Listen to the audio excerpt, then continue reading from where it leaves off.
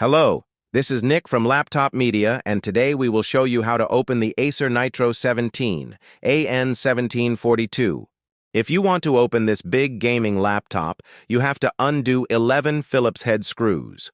Hold the pair of plastic vents on the back and pop the back of the panel.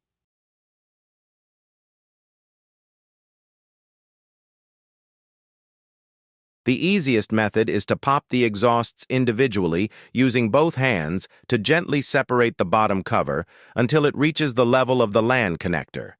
Then, pry the rest of the sides as well as the front with a thin plastic tool.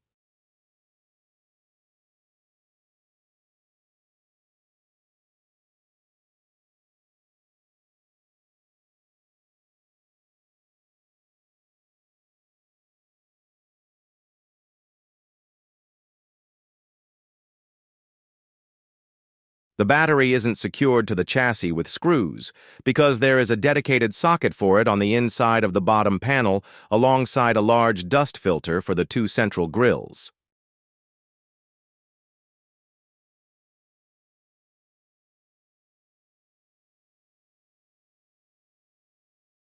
The battery is a 90-watt-hour model. To take it out, pull down the connector towards the unit and lift the battery away from the base. The capacity is enough for around 6 hours and 18 minutes of video playback. Our test was conducted with the Battery Saver preset activated in the Windows Power and Battery menu, and with the Eco and Optimus modes applied in the Acer Nitro Sense app.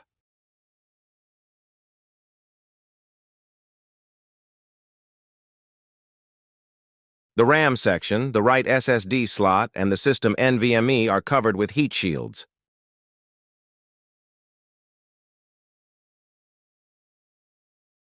According to Acer, the two SODIMMs are compatible with up to 32 gigabytes of DDR5, 5600 MHz memory in dual-channel mode.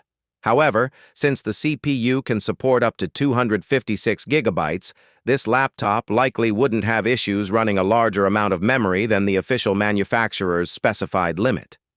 Here, the pre-installed RAM stick is wrapped in a heat shield that houses a cooling pad from below. You get a pair of M.2 slots for 2280 Gen 4 SSDs.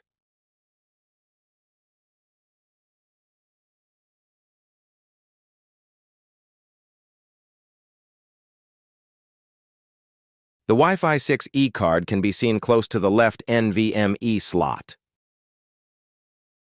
The two-fan cooling is hefty, and it comprises liquid metal on the CPU die plus rectangular vector heat pipes that offer wider contact surfaces for better heat transfer. A pair of heat pipes is shared between the processor and the graphics card, plus one additional pipe for the CPU and two more for the video card. We can also see 4 heat sinks and 2 large metal plates that cover the chips. The taller one is on the GPU side.